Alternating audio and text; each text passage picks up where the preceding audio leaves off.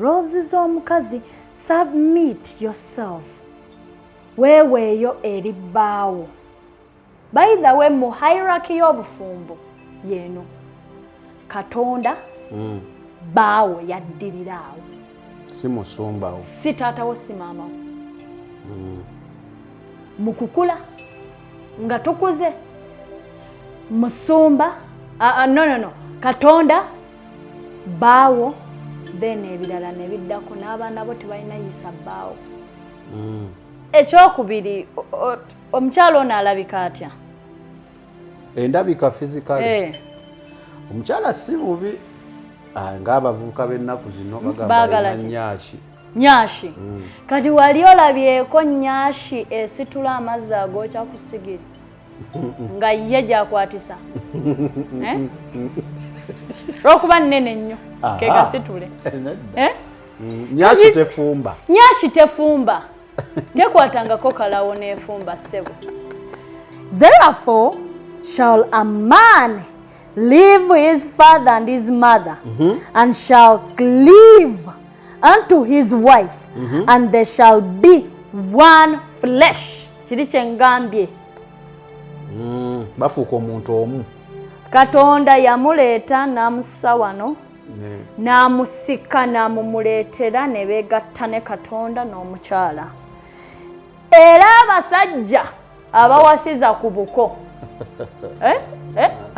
ewaabwe mwejjeemu ebintu by'ekisiru ebyo. Ne Katonda olaba yagambanga gundi kubawo omuggo gufuuka omusota tebyavanga mu bbanga. Yali asobola okugufuusa. Yali asobola naye yayagala ono abeeko kyakola. Putina n'effort. Ne Katonda yennyini yandikoze bw'ati. Buli kintu ne kibeerawo light naye yayogera. Ate omuntu ye yassaamu n'effort n'abumba. Gwani atakola nga ne Katonda yakola. Tosiriwaza naawe. Ate abaana abo be bakuza ekyejo. Buli kye bakola tekiyala. Ante kikolimo. Wabaako kikolimo.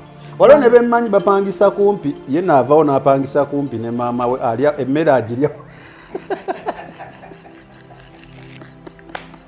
Ewa atwala tulo. Omukyala akeere no wa maama n'amuyambako ku mirimu. Omukyala w'omusajja. Kasewera bamu ng'oli asatu naye ng'okyayambala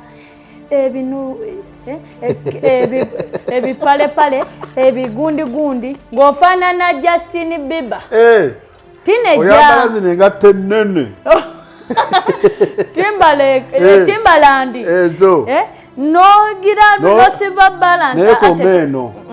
Kya balance tukireke. Ate munneeka nkubuulira abaana bano banzijjugulako olutalo luli Esther. Twashutinga ne mutaŋŋamba mmwe ne Roland. Naye kale Katonda yabalaba wa Katonda yaliwo. Abaana si bangu abo. Bambisaamu eggaali banaye. Bade muzonyiwe eyayimba Musami akayimba kutumidde.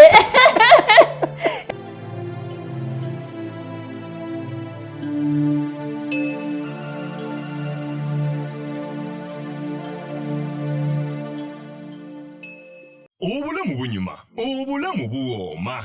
Ekyo tekiriiko awakanya wabula obulamu bunyuma bulamu agugi mazima. Wuliriza nkuleetedde ekyokuddamu ku ndwadde ez'enjawulo ezituteganya mu bulamu gwe wamma ne tulema okweyagala. JS Medical Hubs bano bakugu mu kujjanjaba ebizimba mu lubuto, tujjanjaba hania n'abulira ddala otawanyizibwa ndwadde za lususu, ebimmonde ku matu, enkovu ezizimbye oba nsundo, byonna tubibuzaawo. Ate nno tetukoma okwo, era tujjanjaba ulcers, sukaali, pressure n'endwadde endala nnyingi. Abatawanyizibwa mu nsonga z'omukisenge nammwe tetubalekeredde. Tulina JS Body Cleanser nga bw'olinywa lino likamula obucaafu bwonna mu mubiri. Olwo JS Immune Booster ne lizimba obutafaali mu mubiri. Linyweko weetangira okulwalalwala. Ku JS Medical Hubs eddagala tukozesa lya butonde teririna bulabe yadde. Basebo ne bannyabo mbalamusizaako mu linnya lya Mukama waffe Yesu.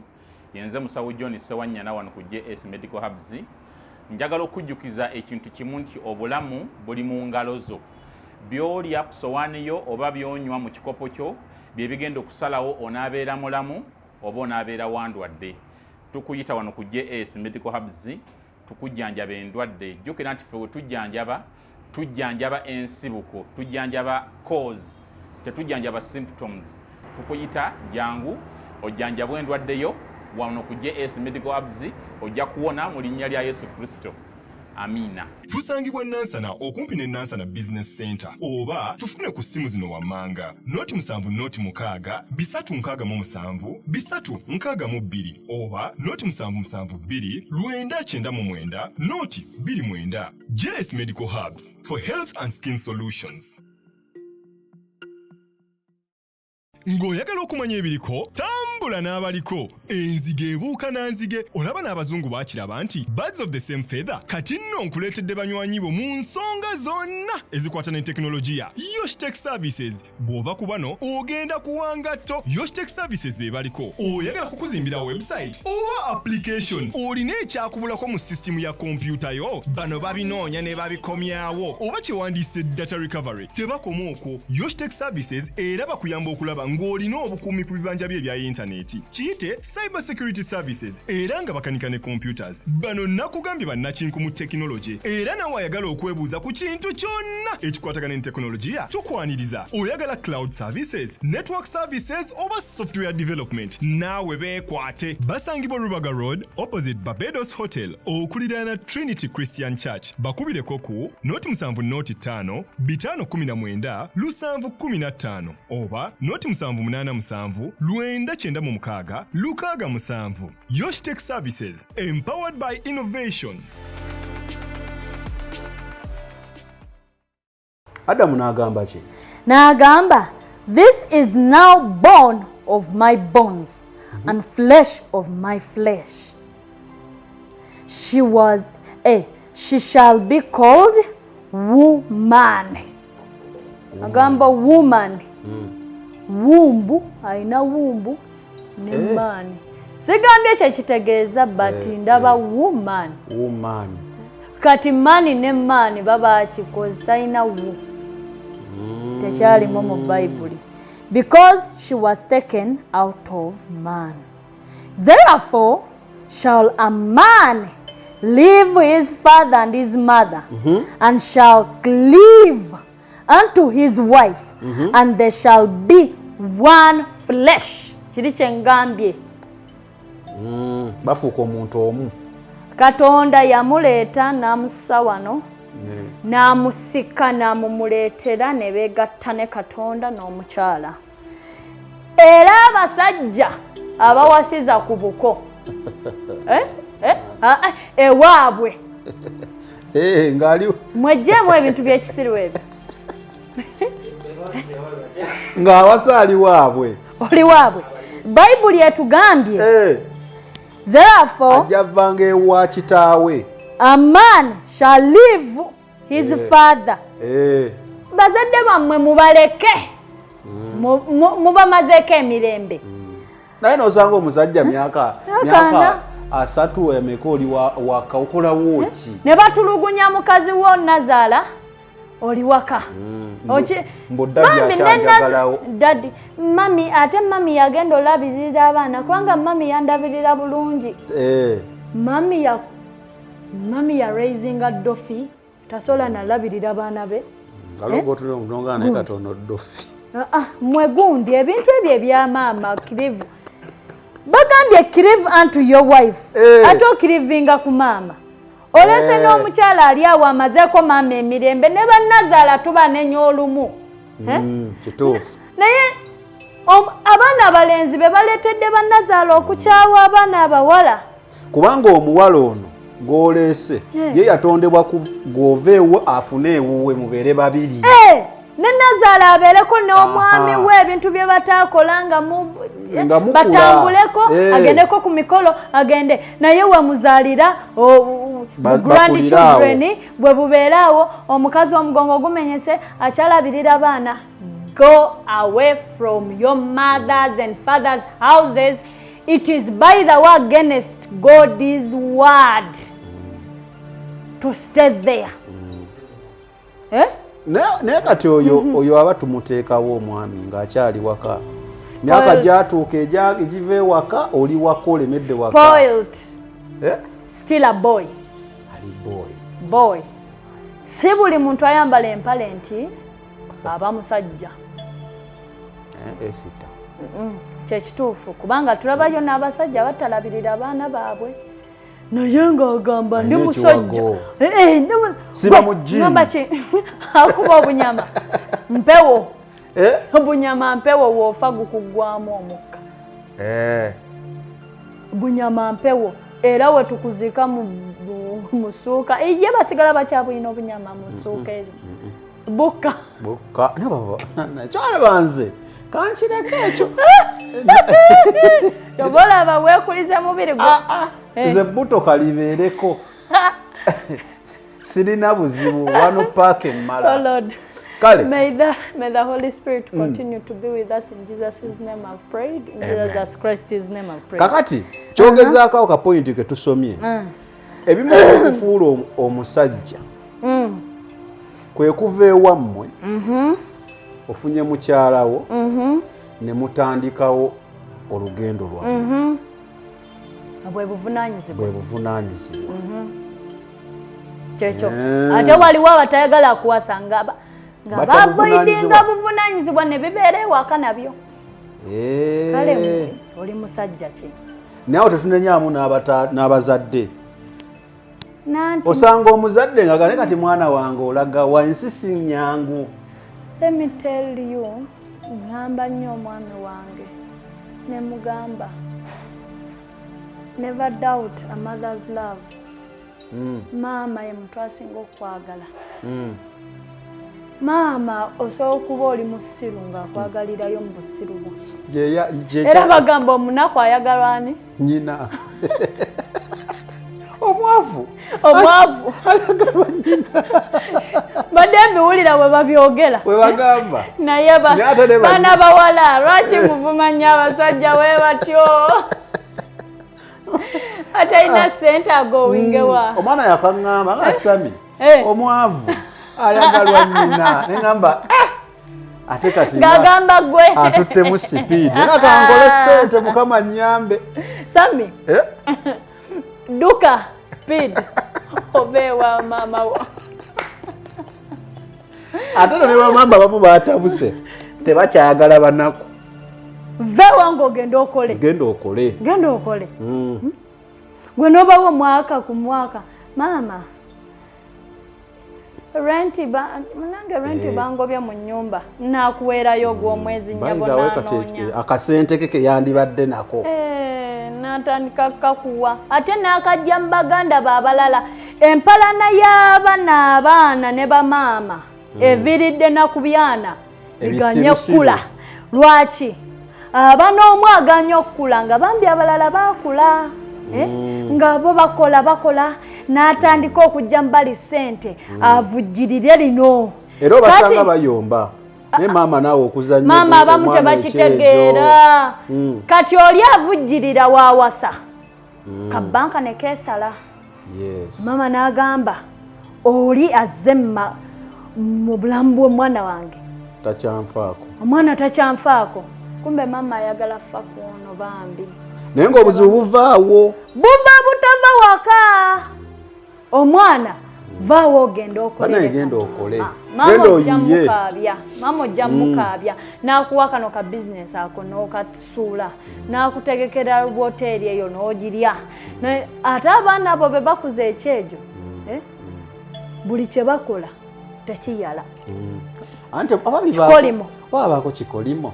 Waliwo ne bemmanyi bapangisa kumpi. Ye naavaawo n'apangisa kumpi ne maama we alya emmere agirya. Ewu atwala tulo.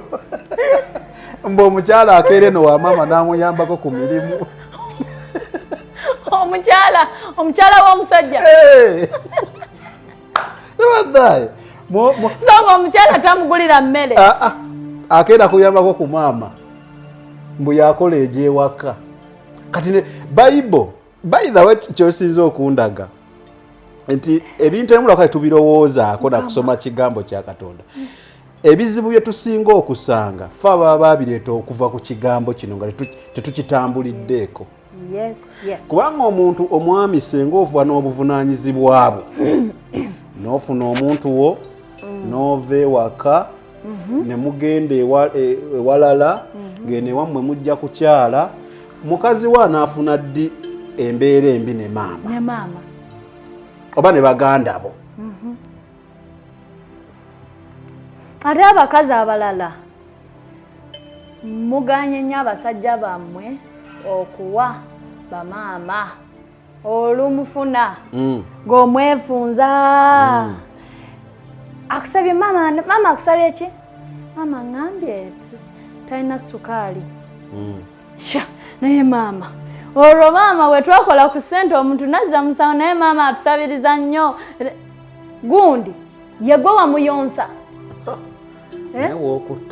yegwe wamuyonsa bw'akugamba nga maama agambye muweeyo kasukaali genda ogule gwe omukyala genda ogule otwalire maama kasukaali maama waba ayinamu embeera koze mulimu ne bamaama abatali bangu maama waba ayinamu embeera ebintu bikwasa omwami ogambe twalira kasukaali maama anywa ku sukaali era beeranga kaawe ojjukizeemu omwami abeeka bali batya omwezi guno tetuweereza ku maama ku kasente n'omwami ajja kuddamu amaanyi akuwoweerezeeko n'ewammwe naye tulina eŋŋombe eno omwana omuwala azza waabwe azza wa kitaawe gw'ababo tebaakola oli kuwa munno ababo gw'ogenda kwezimbira kwono wa munno gwe yayonsa n'aweerera gw'ababaani yabagaana okukola kati w'oba ng'ovujjirira ababo leka spoil each other's parents. Ndowooza sakubidde side yemu woolyawo wennyininyini ekitegeera sigala ng'oyogerawo nnyaawo ne bannazaala wazaala omwana naye laavu ya mirundi ekyo ebiri teri mukazi mu nsi eno agenda ku replacinga laavu ya maama okuva eri mwana taliyo ne waalibanga yakulanga malayika taliyo kati maama lekerawo competition kuba teryajja ekifo kyo teri agenda kitwala it is special era oyo omwana n'omukyala teri maama ali bana laavu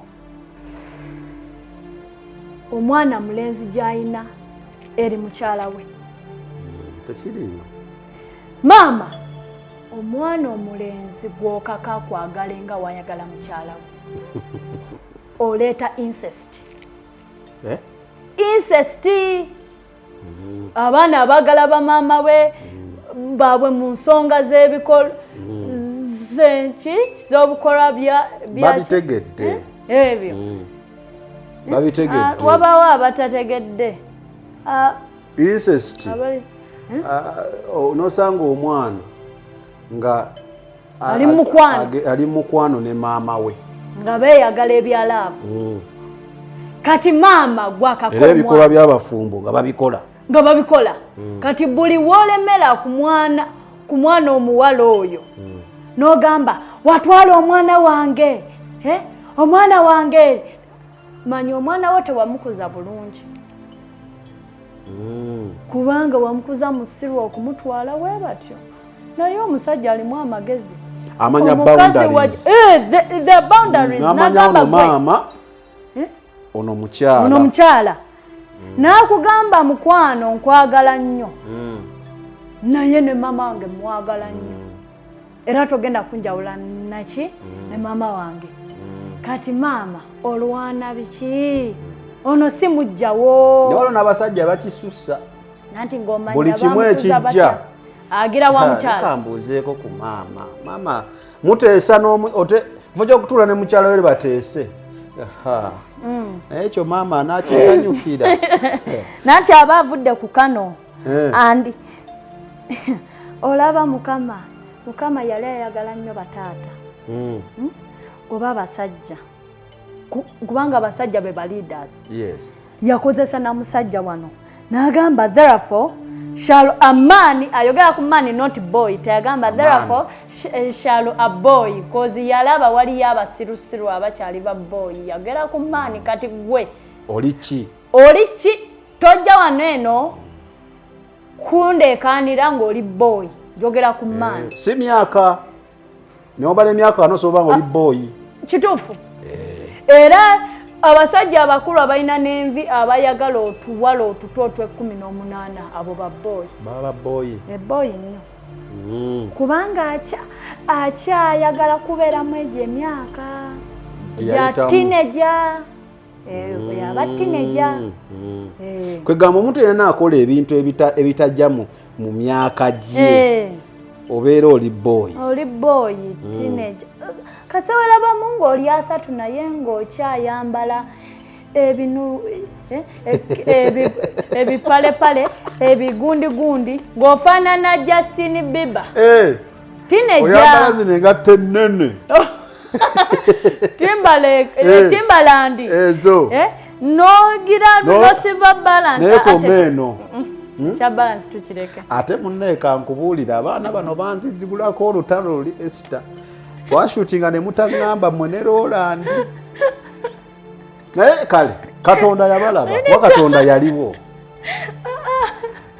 abaana si bangu abo bambisaamu eggaali banaye bade muuzonyiwe eyayimbamu Sami akayimba kutumidde yagamba Sami asiba balance tabulaba nengamba naye kati fujjo lyaki banaye fujjo lya Roland by the way I love them fujjo lya Roland ne Esther I love these people there by the way mu YouTube channels I think oli among abantu abalina ba followers abali disciplined yes abali very disciplined and praise God for that mubam era oyo atali libajinja mu muceero omulungi tebulamu mayinja n'okagaya naga esegeera okay kati tukijjeewo naye twali tuli ku musajja oyo ng'ayambala ebipale ebigatta ebinene simanya gwamanya mbwe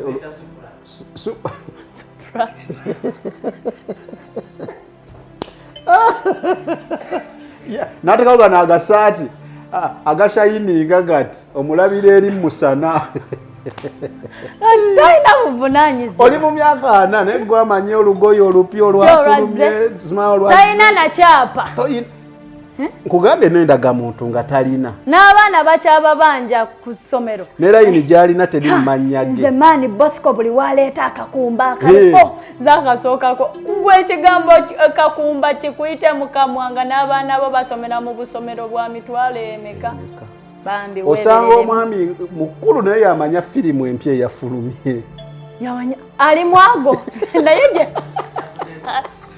gyebali nga balina wava munno waaki agundi abalina ku munno waaki munno waaki because muganda nga omulenzi ye yagintroducing ekitali kale kibi awaliwo emyaka egitakyalaba firimu nnyo nedda kyeŋŋamba osobola obeera ne munno waaki naye ng'olaba once in a while naye waliwo abakisussa naye waliwo abaatana abalaba obukoleya musanga ali kakoleya kiro sawa 8 nkyalina okukola mbumalayo ka season naye walayo mutusiriwaliddeko baana mmwe naye bakyala bannange nga mugumira ebizibu ebagumire ng'oba n'oyo mutomusobola oyo oba wagenda sigenda kubanga obufumbo munaye kuguma kyenvudde mugambye nga mugumu ogumira kintu kyo oba weebase ng'owulira katandika butandisi ali okumpisa ofuluma ku 8 ndi ka 9 mbuzaayo 2 mukyala nzija ebyaddala leka tubeeyise emyaka gyaffe leka tuve mu balenzi nkubuulira nze mbalaba mwifo kyokwata akaveera ka bulaaka asinga kukuuma fulashi nti banteereddeko abaana banaalya fulash najja n'engalo. By the way, ekyaweesanga batata baffe ekitiibwa tewali lunaku taata lwatajja na kaveera. Era omwana we expectinga ng'omugati n'amata. Exactly. Naye abaka tebakyaleeta. Bawuba mbuto na flash. Mbuto na flash mbu economy. Economy ki? Flash okuteerako ogundi firimu sente mmeka? Simanyira kumanya sizeegenderezanga. Nedda tekisoboka tekyali kintu kya 5. Zino ekitole nnyo 10. 10. Olukumi lugula bugoliro obwo. Bubiri. Obw'omwana. Obw'omwana. Tayagala bingi. Akuteekemu ekitiibwa agambe nina taata. Akwesunge. Naye gwe tebalina kye bakwesungako. Ate olutuuka buli omu atintima butintimi. Azze. Bana tamutola mu ntebe. Muve mu ntebe. Bana tatuwazze. Gundi tatuwazze. Kati ngenda kubalaga omusajja atiibwa. Tugenda ku responsibilities. Naye mu bikomye. Era tulina n'abalokole nga ye akeera ku makya. N'agenda ku kyaki n'asiiba ku kyaki talina kiyalese waka nti aweereza Mukama. Kankusomere ekyo twakyerabira luli. Twakyerabira mu mateeka 10 by the way. Musango abantu okubeera ku kyaki buli kanaku. Si mu bubi. Naye waliwo omuntu asiiba ku kyaki. Mu bubi nno Bayibuli weekyogera nedda. Naye omuntu n'abeera ku kyaki n'akomawo ewaka amanyi talina kiyaleseewo n'aba comfortable okulya ennyama omukyala gy'amugulidde. Kati ng'omukyala yagyewa ssente. Wulirayo kano akantu. Wano mu mateeka 10 etteeka lyali ku block number 1 etteeka eryasembayo. Mu Kanyiriri 20 Exodus chapter 20 verse 9. 6 days shall thou labor. Muluzungu olwangu. In 6 days you should go to work. Oba ochapa. And do all your work. Oba ogattagatta. But the seventh day is the Sabbath of the Lord your God. Kati gwe mukwano. Katonda ye yakijja mu kamwa ke. N'agamba ennaku 6 kola. Mwekwasiza nnyo Katonda olw'okuba muli lazy. Olw'okuba ku kyaki ogenda beera awo. Tokola. Ate ne muwasa abaana b'abendi abalimu amakulu n'abalimu amagezi n'abonaabona naawe lwakuba mu corrupting obwongo gwe ne musumbawo mumugamba. Oyogedde ku basumba kano kankayiseewo nganze. Abasumba gwe n'oba ne service kuva Mande oyina ey'okumakya ey'omutuntu abantu oyagala bakuŋŋaanizaawo kyemukola kikyamu. Ate ne bagamba economy. Ne mugamba economy abantu bagambeko bannange tumaze ossaba leero ku Sande oba wonna tugende tukole. Mukama anakuweereyo omukisa ng'ogenze kukola. Endiga zeerabira mbu bikajjo. Tebakyali ndiga bikajjo. Babakamula okutuuka ng'omukyuzi guweddemu. Kyola mutandise otuvumya nti bana abensi nti ezo ndiga tendiga tegeera gigamba jedda ng'onvu nnyo okuba bugomvu tekitegeeza busiru naye nanti mwesiruwazizza oba abasumba bamwe babasiruwazizza mubenga mulaga ekifaananyi ekibi eri abantu bakyawe Kristo. Bakyawe Kristo teyakubako crusade mu kifo kimu n'abakalakata wiiki. Nosanga sisita ayina akagatto kamuwe kati wagenze ya. Siganya crusades. By the way, crusades are very important in the planting of the church. Crusades z'amaanyi nnyo ku kuzimba ekkanisa siziganye. Chovola ba crusade ebaweemu mu mwaka. Okitegeere, so I'm not saying no because kirungi. Naye bw'oba mubuulizi wa njiri kale teekamu hard work ove from place to place because never apostles never disciples kyebakolanga okitegeera ate Paul po omulimu gwe gwali ki ng'abulira enjiri bino tebasobola bibasomera anti bajja kusanga wano tujja bibasomera ffe. Pawulo teyasabirizanga ssente ng'abulira enjiri yazimbanga tents n'azimbira n'abantu abalala tent n'ajjamu ssente. He was a tent maker. Kitegedde yayina omulimu Pawulo naye n'osanga oli muze era ne ba Peter bakontinuwinganga nga bakyavuga naye nga babulira enjiri. Kitegeera mujja tuyita abantu ababi naye ago ge mazima kakati mbadde njagala Esther responsibilities ez'omusajja n'omukyala mu bufumbo zeziriwa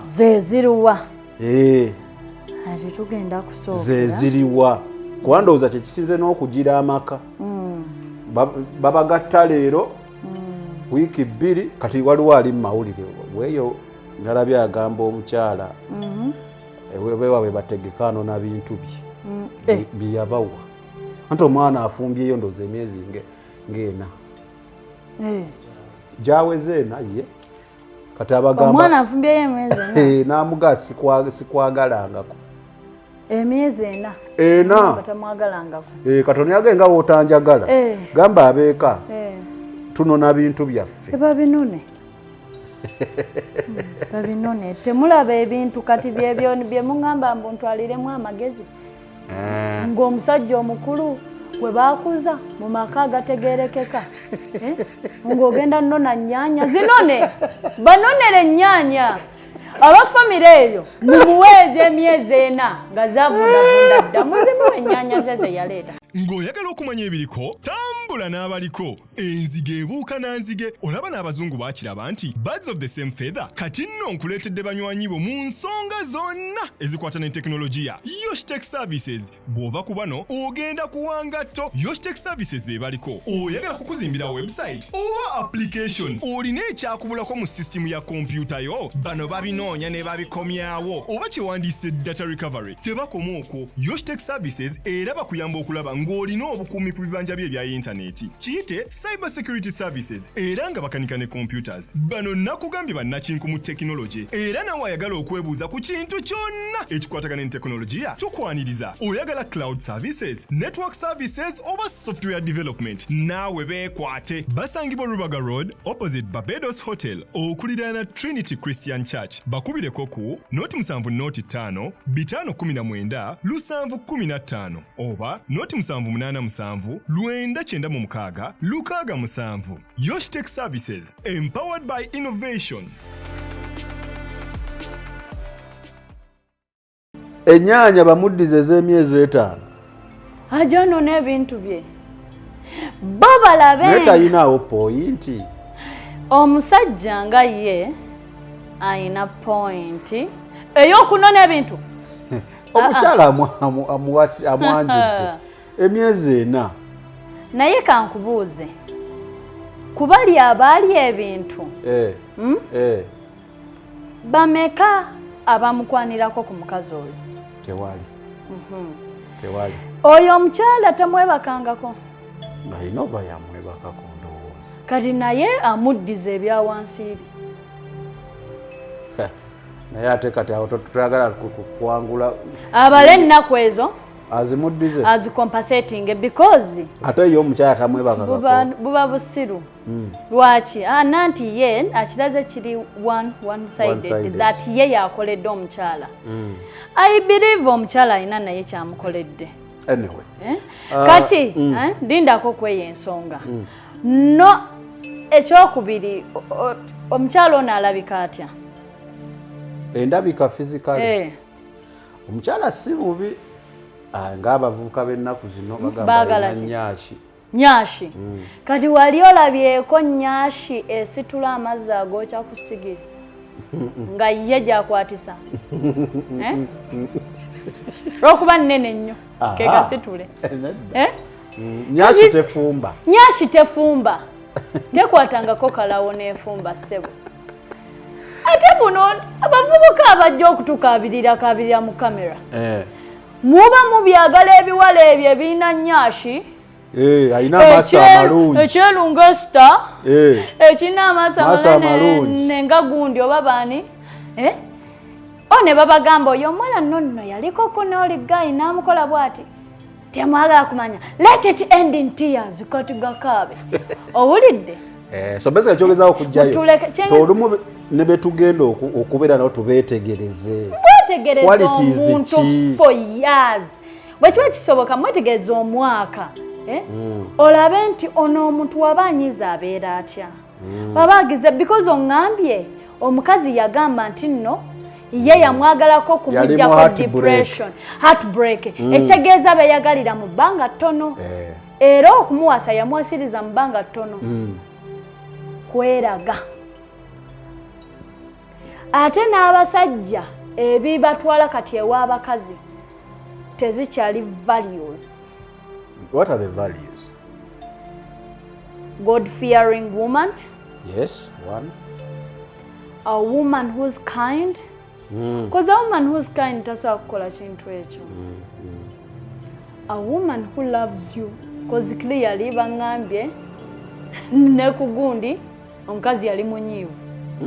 Emikolo baagikolanga munyiivu nga munyiivu. Ye omukazi omukolo omusajja yeevuddemu z'omukolo akwanjula naye obunyiivu ebifaananyi bya bunyiivu kale red flags yaziraba surprise birthday surprise babuko lwaki mukola ebintu ebyo byetyo byekisirwa okwemulisa temunnamala na myaka 3 ng'omulisa omukozesa surprise birthday omuleetedde abafuuwafuuwa obuntu ebyo muli muleese kubeera romantic osobola obeera romantic privately naye mwekozeza nnyo ebintu bye mutategeera omusajja mukulu oyo omusajja alina emyaka emeka eyokozesa ebintu ebyekisiro muno ne baleeta ne bayiwa ebimuli ne bayiwa olebedde okola bintu bikutwala mu maaso okola bintu bya kisiru webityo naye wano n'abasumba babikola nyinawo musumba nanti si buli musumba alimu amagezi kati kano kabategeevu mukko abatalina amagezi muveeko owulisi basajja battu muvubuka ali eyo nga tonnagula kyapa mmanyago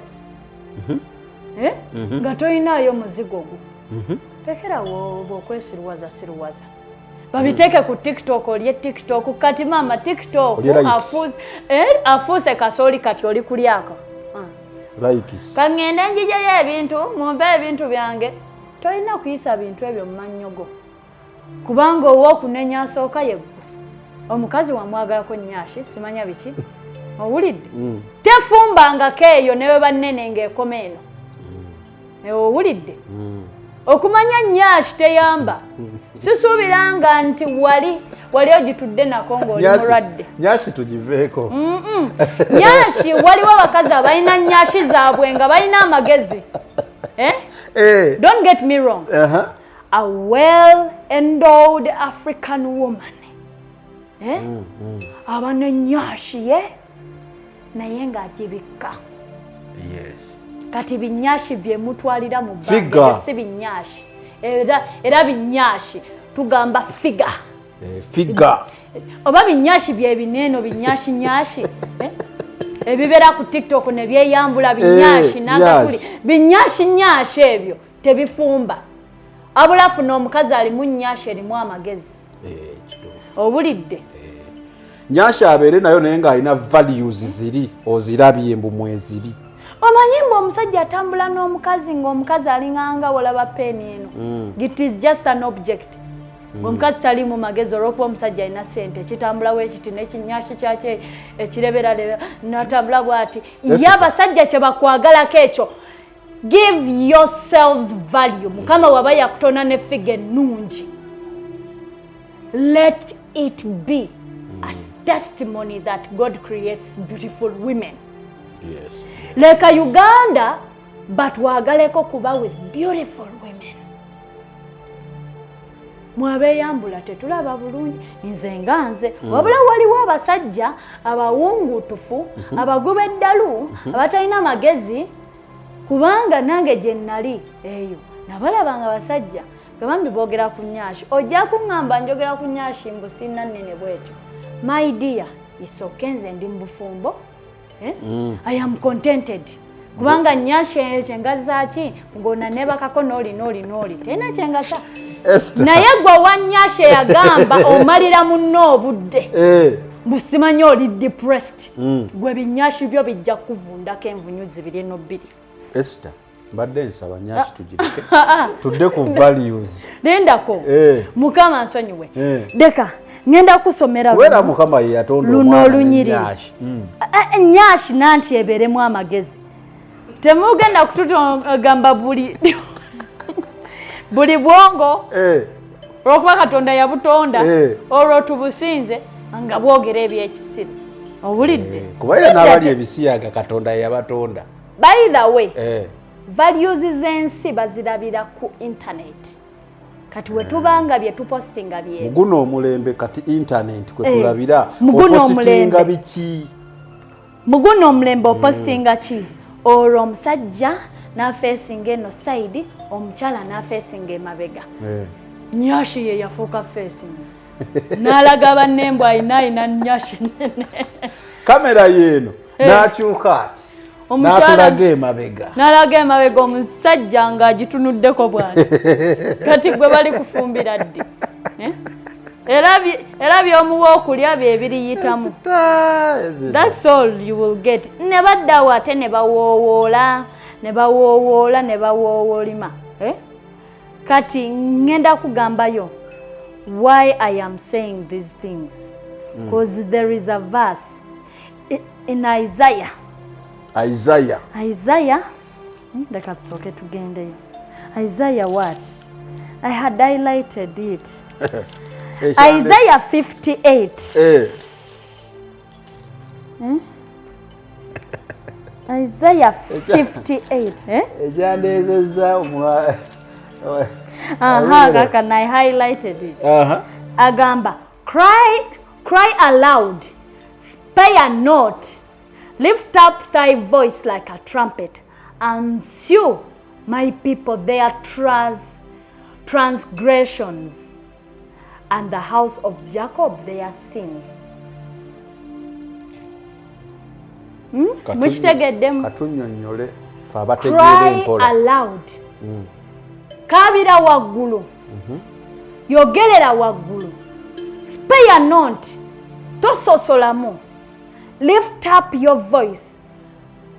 Wogana n'eddoboozi lyo like a trumpet. Endere bavuvuze nayo giraba engeri ja wagamba yogerera waggulu and show my people their ekigambo kino kimonjerabonya transgressions ebibi byabwe and the house of Jacob their sins. Jacob yani Yisirayiri yani bebaana ababakiririza mu Yesu Kristo bafuuka Yisirayiri nagamba yogerera waggulu prosperinga kati nze okwogera kwebyo kozimbira bye bingi. That is what is in the society and it is killing our boys. Yes. Koza abalenzi bewunzizza yagala omukyala ng'alina akabina ke naye ng'alimu amagezi. Tubayita abakyala abaweesa ekitiibwa era ayambala gomesi naggumira n'omulaba nga aggumidde naye gwe n'oyagala omuwala ayambala akagoye kalinganga kaliba kalinganga tunotuno kalebera bwekati olwokuba ye ayina kinene nnyo maama ne kalayini ng'okalaba kituufu mbulaba akomumakkati mbalaba nga ne mumakkati walaga ne bagamba omusajja ayina omukazi kati bye tutendereze bye nga omusajja ayina omukazi ayina fika Roland yabala naye values ziri nga zero kati omukazi ategeera dda atya mu bantu nayisaamu ebigambo ebyo mukama nange gye nali banange sitaani mubi nnyo bayirawo ye omukazi ategeera kyekyo kye nagambye wemba sina Katonda mba sitegeera Katonda yantegeezesezza era nsaba oyo omukyala akkirize Katonda ajja kulabanga ebigambo bye yayogeredde omusajja oyo bambi omusajja ali mu bulumi by the way even if nsolo mugamba yakola mu ensobi yandyetegereza koza omukyala ayogera ebigambo bwe bityo n'ogamba mbu nali simwagala yali anjijako stress ya heartbreak ya ex. Yes. Oyo omukyala obwongo bwe tobulabirawo. Olabirawo nti obwongo buli shalo nnyo. Kati gwe omusajja ategeera n'otakiwa time bambi mubawe time ojja kulabanga ekibiri nga naye obwongo zero. Tuba mu laavu kati yiyo laavu kyegenda omukozesa.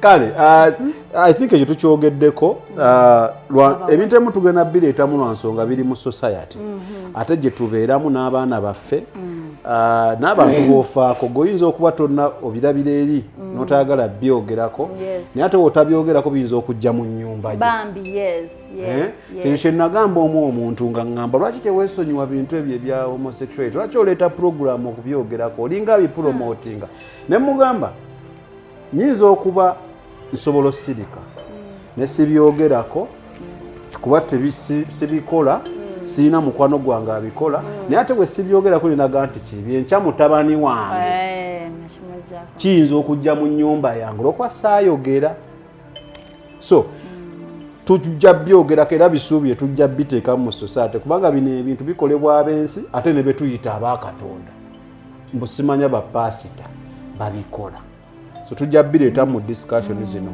era Bible obagambanga egamba train up a child in a way they should go that when they grow up they will not depart from it. Nti kyoyongera okugamba abaana bo obutakikola they are more likely obutakikola mu future.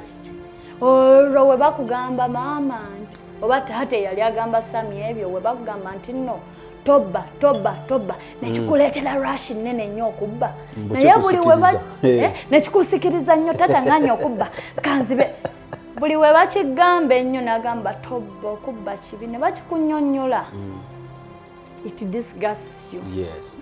So try tugenda ku values asina values what are the responsibilities social media zigenda kugira mu responsibilities zao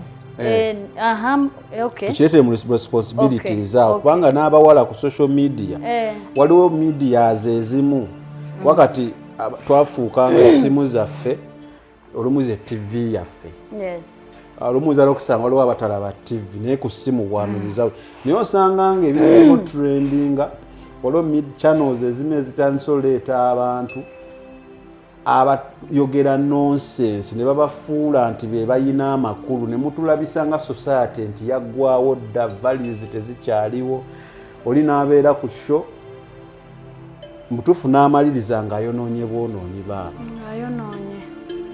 baleese omwana ayogere ku bufumbo naye ng'akulaga obufumbo tebuyina makulu osobola okulivinga nga w'oyagala musajja takufuga agambako atya nze obufumbo at least ompaamu ssente ebintu weebityo omanyi kyebireeta byo tutabyogerako tutuuka mu society nga babinomalizinga nga babinomalizinga omwana n'akula nga obufumbo just your option naye si ye main thing so tugenda bireeteramu responsibilities z'omusajja n'omukyala bibirikale ziri ki bibirikale tugendeko ko mu Ephesians bikulaawo torororo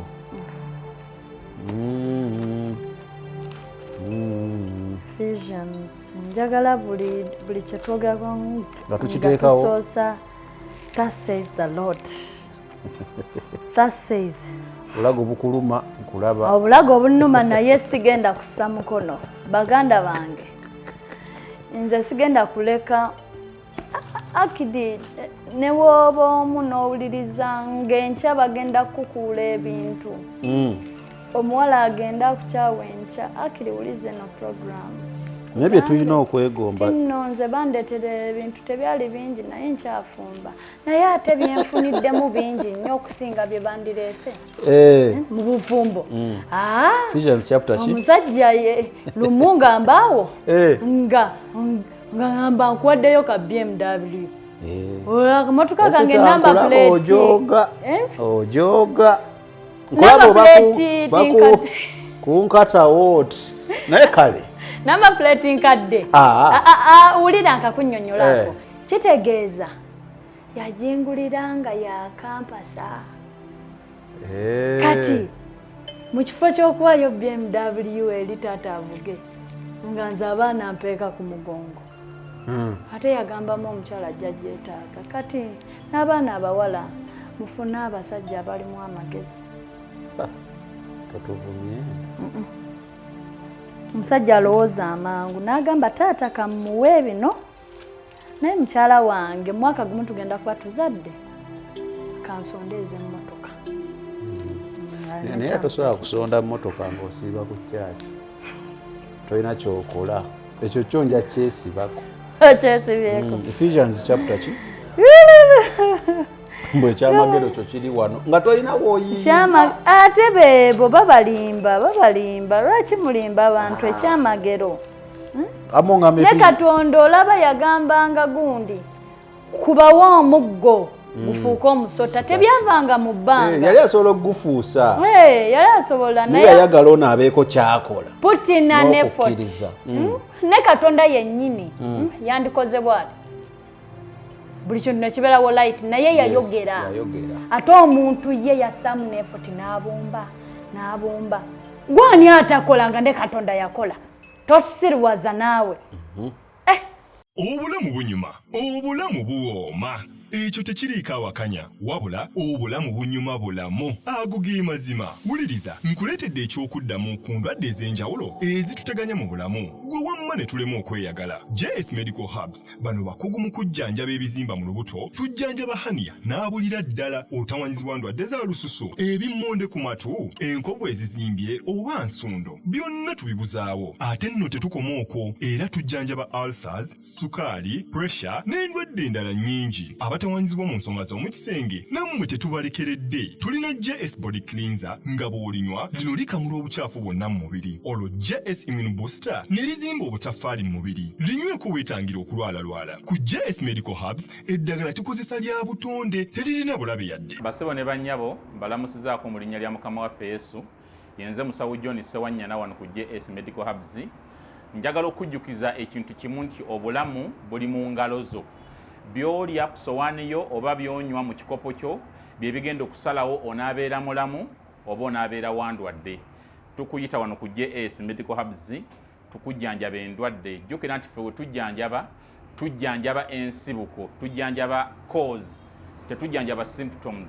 Tukuyita jangu ojjanjabwa endwadde yo wano ku JS Medical Hubs ojja kuwona mu linnya lya Yesu Kristo.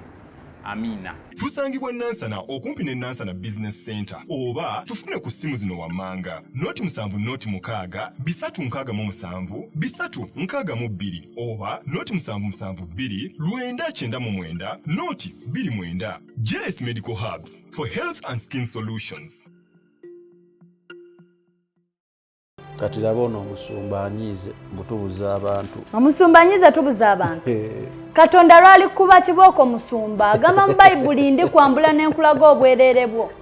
Wali kwambula oli kyewuunya abo b'obuzizza baleete ssente oli kyewuunya. Ephesians 1 chapter 5. Ephesians chapter 5. Chapter 5. Abefeso abo be bayita Abefeso. Abefeso bebo. Simanyi mu Luganda. Abefeso. Amina njizo Oluganda. Chapter 5. Chapter 5 and verse tugenda kutambulira. Okajjukira twakasoma nako kano. Tukaddemu. Nedda ke kalimu ebibala biki. Kati tugenda kusoma. okuva ku vaasi ndowooza oba tutandikire ku 17. No.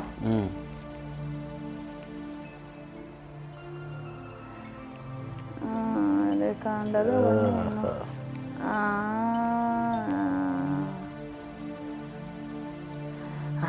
Kati tandikira ku 21. Tuli mu Ephesians chapter 5 verse 21. Abefeso essula ya 5 olunyiriri 21. Submitting yourselves one to another in the fear of God. In the fear of God kyatandise nakyo katugenda kulaba roles. Wano walowooza ka statement agamba marriage is a symbolic of the church. Then chapter 20 verse 22 negamba wives submit yourselves unto your own husbands as unto the Lord. Thank you. Kano kankogereko. Omanyi okay katusoke tukabaddiremu. Wives submit. To submit is what definition to submit mu Luganda kye kirolandi gwatuyambako okugondera okwewaayo. Yes.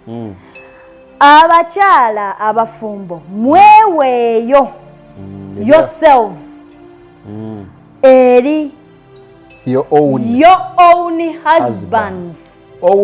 Kitegeeza ki? Wali olabyeyo omukazi ng'atya nnyo omusumba we okusinga bbaawe? Mbalaba. Nadde waka. Ye mukyala kati ku Friday tubadde tugenda. Omusumba yagambye tulina obuweereza bwe tugenda okukola ematugga nze sijja kusobola. Siriiwo. Mukyala kati abaana banno ng'omwana mulwadde tumutwaleko mu ddwaliro. Omusumba yagamba tubere n'okukkiriza ajja musabira.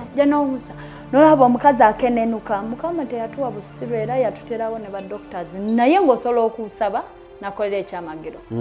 Naye agamba nsobola okutemera ekkubo nofinding abo abasobola bensobola okukozesa okuyamba. Nova mu kizibu ekyo. Era buli musumba akugamba okenenukire mu kanisa. Kyamagero kyo kiri wano. Oba agenda omubiri aguyise eddongo agenda gukubako bukubi. Akubeka eddongo ogejje. Owulidde? Nina omukyala gwe mmanyi musumba we kasita agamba tugenda mu kisiibo. Tulinayo okusiiba kwa wiiki 2 sera 14 anti olewaka n'omwami togenda kulya n'abaana abato. Omusajja n'amugamba ne kati bana abato bosiibya paka 12 bajja kulwala bajja kufuna ebizibu nti Katonda waffe ffenna. Omuntu tabeerere tajja kubeerawo na kyakulya wabula ekigambo ekivamu. Naye ng'ekigambo kigamba birala yandigambye kujjako ekigambo ekiva mu kamwa ka pasita waba ayogedde omwami toddamu. Kati ne zituuka ssaawa 9 ez'okkuba emmese n'azukuka n'asaba paka nnyo. Mwami n'amugambako gundi anti awo aba mu kusaba n'amugamba pasita yagambye bwe tuba tusiba tetugenda mu ebyo. Pasita afuga nno okutuuka mu buliri naye mwe ebipasita mwagala okuwasa bakazi bameka n'ofuga muno paka mu buliri mukyala wa munno bebagerera omusajja lwali asebo. Ako mbadde sikeegenderezanga anti mbwe ebyawandiikibwa ebigamba wemba musiiba ebyo mubyewalira ddala. Ke kakodyo ke babakozesa lwaki amusibisa 14 ono ekisibo akivaamu yenna yajja dda. Bwamuyita mu kasenge kali omukazi tagaana kyonna kiggweeraawo. Kwe kuva obwenzi. Abo bapasita abafere bagenda ne basoma nabo nno obwa pasita obufere. Babusoma? Waliwo ekigo. Obukodyo. Kati obayite eno wooti.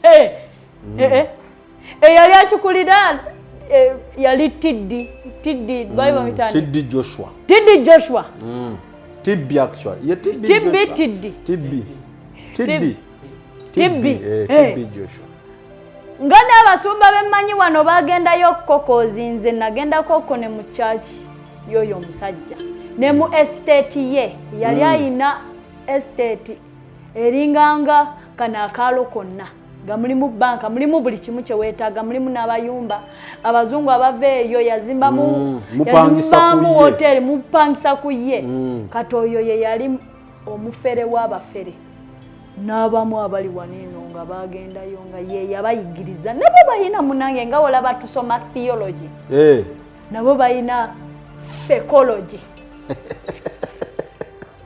fe tusoma theology bo ne basoma psychology kubanga ebyaddala abasumba olumu bayingira nnyo mu maka nebibatabakwatako baba bayina kye babaza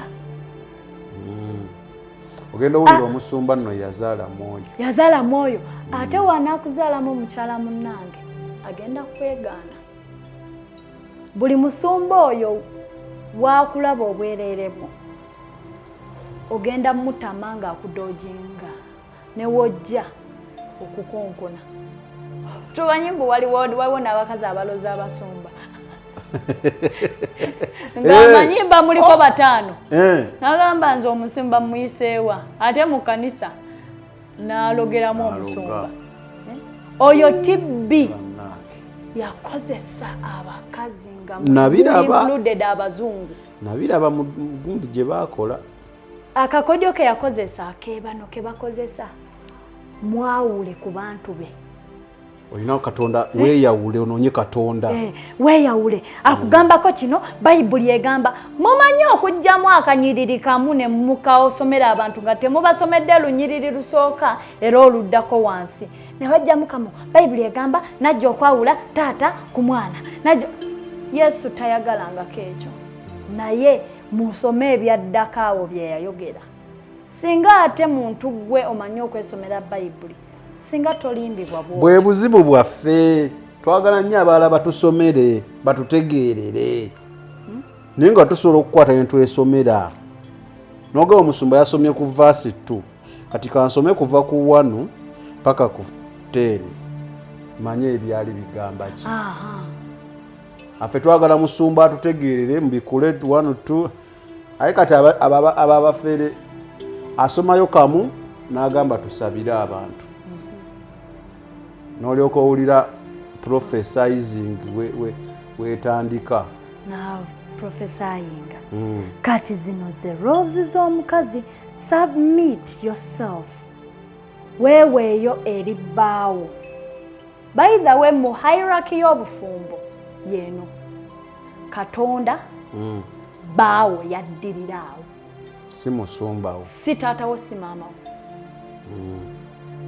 mu kukula nga tukuze musumba no Katonda bbaawo then ebirala ne biddako n'abaana bo tebalina yisa bbaawo n'abakyala nzadde nnyo mama omwana wange tebikkirizibwa naye ate Bayibuli egamba kino kankyogere mu Luganda cause tekiwemula because kiri mu Bayibuli temummangananga kako kakulu era ze zimu ku nsonga zojja nazo mu bufumbo ng'ozimanyi byebimu ku byakuleeta era tugenda kisoma wano kati aha weeyongereyo mbadde ku 22 ogenze ku 23 for the husband gira wano kamaleyo to your own husbands as unto the Lord nga we weewaayo eri Mukama kitegeeza singa weewaayo eri omusumba nga we weewaayo eri Mukama woba weewaayo eri Katonda kitegeeza oyo omwami wo ssebo ng'oggyako Katonda ye Katonda w'okunsi. Ebyo by'owulidde oba ebyogeddwa mu episode eno si birowoozo bya Unique Media nga channel awamu n'abagikulira wabula birowoozo by'abantu ssekinnoomu mu kiti kyabwe.